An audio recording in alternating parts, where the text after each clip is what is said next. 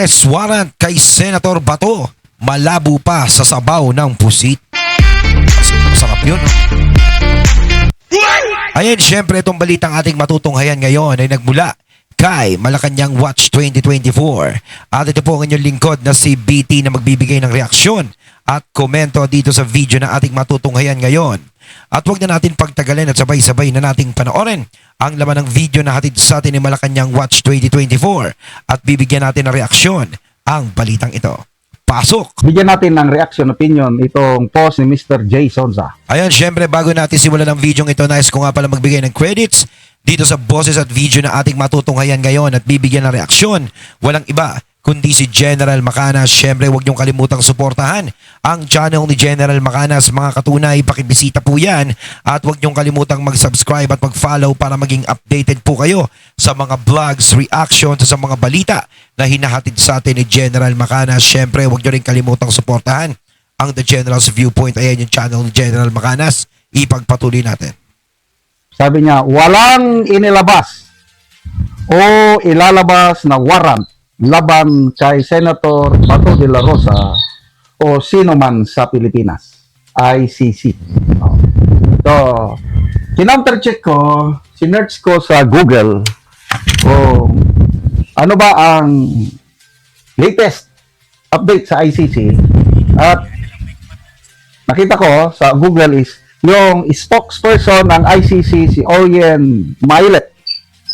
Sabi niya, as of May 9, kahapon, wala talagang warrant of arrest na na-issue versus kay Senator Bato de la Rosa. Oh, so ibig sabihin yan, hindi namang hihimasok ang ICC, no, sa mga nangyayaring problema dito sa Pinas. Siguro baka nataraugan sila doon kay Tatay Digong, no? Siyempre, yung pakikialam nila kay Tatay Digong. Siguro sinasabi naman ng mga umaasa sa ICC, ano ba naman yan? Ito na lang ang pag-asa natin eh. So, ang tanong, News 5 eh. Saan naman o sino kaya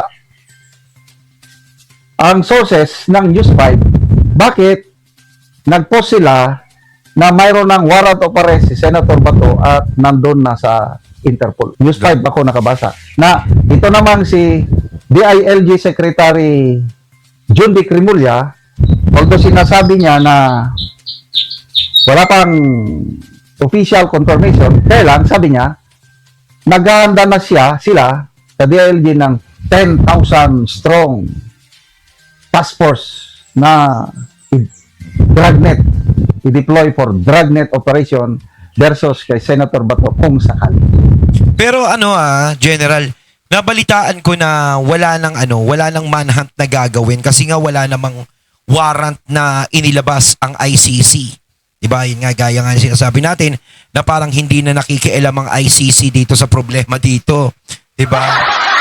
Parang wala na atang manhunt. So, ang aanuhin na lang nila is yung subpoena kay Senator Bato, no? Ayaw talaga nilang tigilan yung mga mga Duterte, no? Ay nako. Last year pa ito eh. I think October or November. I-scope ni Ombudsman Boying Rimulya na meron na. Nung nagsalita ang ICC na wala. Sabi niya, nandito na sa cellphone ko. Yun na naman, cellphone na naman. Basta scope ko yan, that's my scope. Mahilig talagang scope itong magkapatid na Rimulya. So that was November, December, January, February, March, April. Magpipitong buwan na. Wala pa naman. But ako, in-expect ko na later or sooner or later, meron.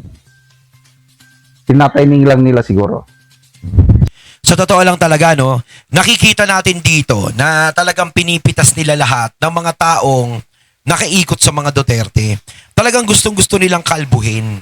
Kasi sa totoo lang, no, parang siguro nararamdaman nila sa sarili nila na, kapag na-impeach si Sara Duterte, marami pang pagpipilian na pwedeng pumalit sa kanya o tumakbo.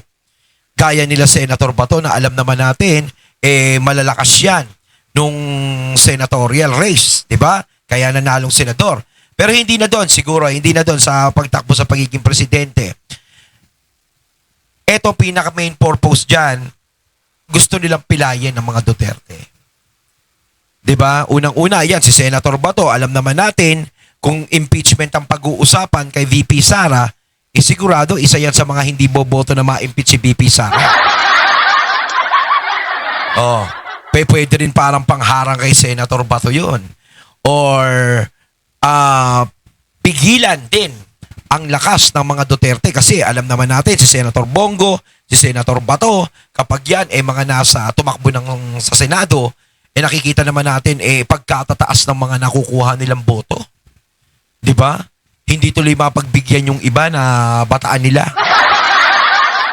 O kaya parang ganun lahat ng mga popular at namamayagpag na mga kasama ng mga Duterte ay nilalagyan nila ng issue at gusto nilang mawala sa landas nila.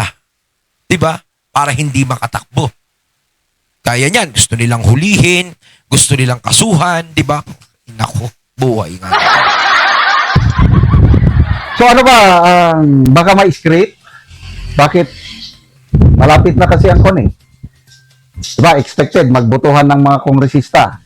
At sobra-sobra na daw ang bilang nila para ma-impeach si VP Sara. Oh. Then magkakaroon na ng impeachment trial. Script ba ito para lalo? Sobra ang bilang nila. Ang tanong sa Senado ba, sobra-sobra ba bilang? Kung matakot si Senator Bato na magpakita at hindi mag-attend sa impeachment trial? Yun yung sinasabi natin. Baka mamaya nga rin naman yan, panakot kay Senator Bato yan para hindi magpunta sa impeachment trial si Senator Bato at hindi makaboto na hindi siya pabor sa impeachment. Ito yun yung mga option na parang pinag-iisipan natin kung ano ba talaga kung ano ang dahilan. No? Kasi ang dinadahilan nila dito yung investigasyon sa war on drugs, no, ni PRRD na kasama si Senator Bato. Oh, mantakin mo, no? Sa kapakanan ng mga Pilipino yung ginawa ni PRRD, pero yun pa, sila pa yung nakasuhan, no? Kaya kung tutuusin, no, kung may bagong mamumuno sa bansa o merong gustong gumawa ng ganun para tumahimik yung lugar niya. Halimbawa, may mayor na gustong gumawa ng ganun para tumahimik yung lugar niya, yung mga war on drugs na yan, para kalabanin, hindi niya magawa Kasi alam niyo kung bakit. Kaya hindi niya magawa. Siya pa yung makukulong, siya pa yung lalabas na masama O kaya mangyayari, konsintihin na lang. So ata nila, kinukonsinti na lang. Nagkakamali sila. Kasi kahit hindi magpakita si Senator Bato, kahit hindi siya makaboto, ang boto niya parang absent siya or abstention, pabor pa rin yun kay VP Sara. Okay. Kaya, Pabor pa rin.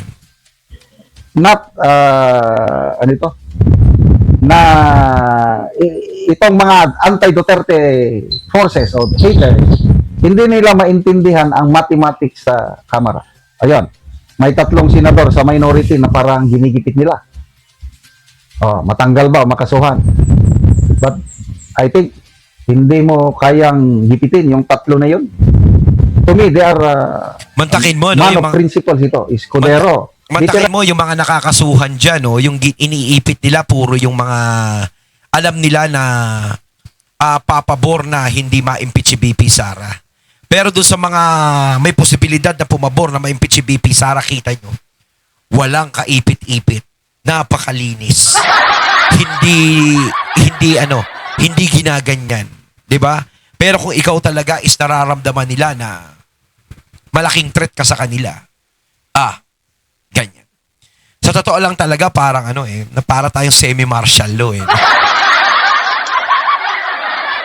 Kawawa naman yung mga nagigipit, no, na alam natin na pinaglalaban lang nila yung tama.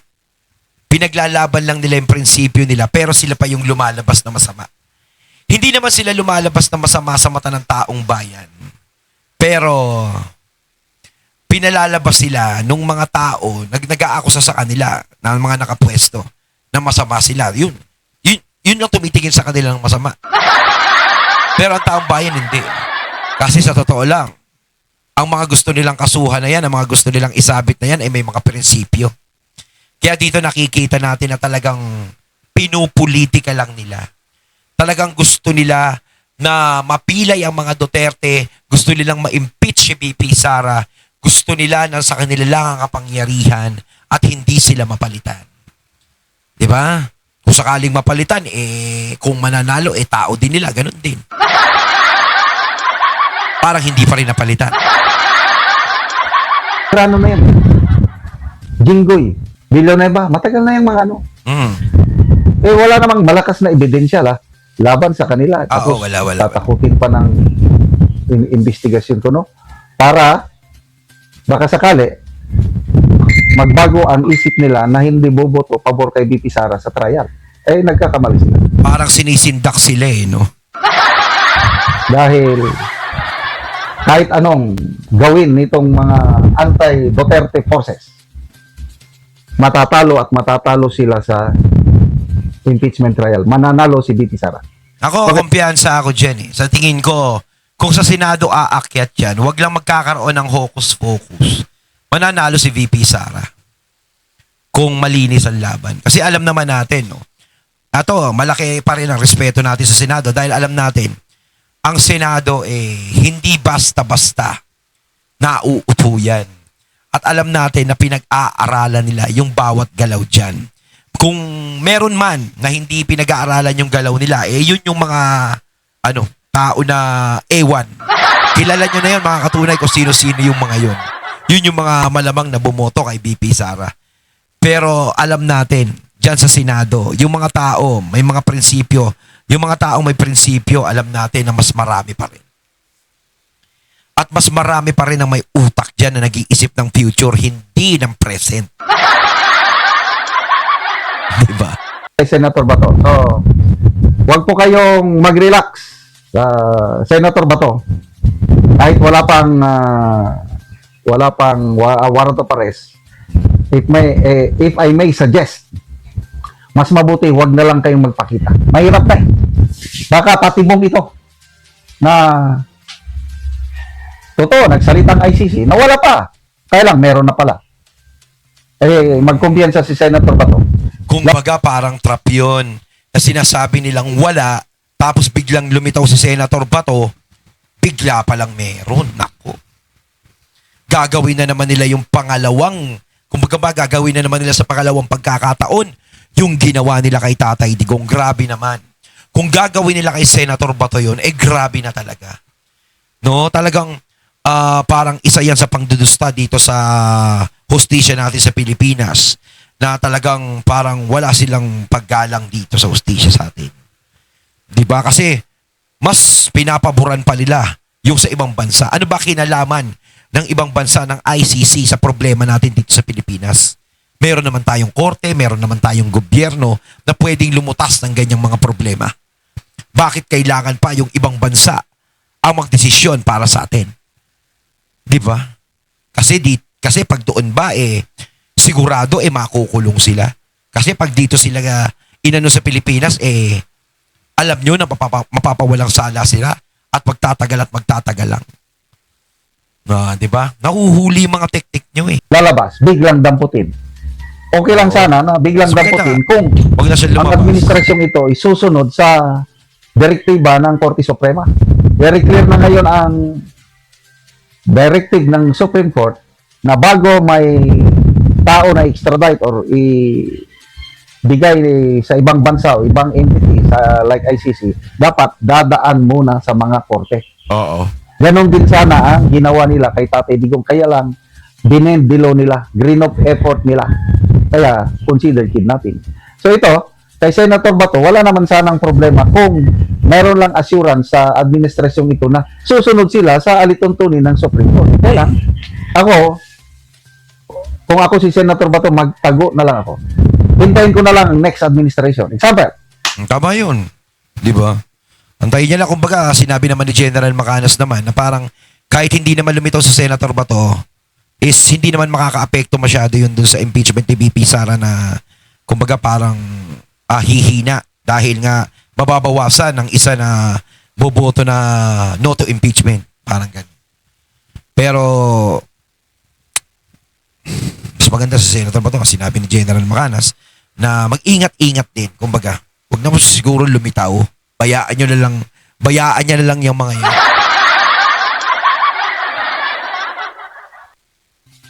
Manalo si VP Sara, siya ng presidente. Wala na, pwede nang lumabas. Bakit? Wala na. 'Di ba? Kung si VP Sara na talaga magiging presidente, maraming mangyayari. Sa tingin ko, maraming mangyayari.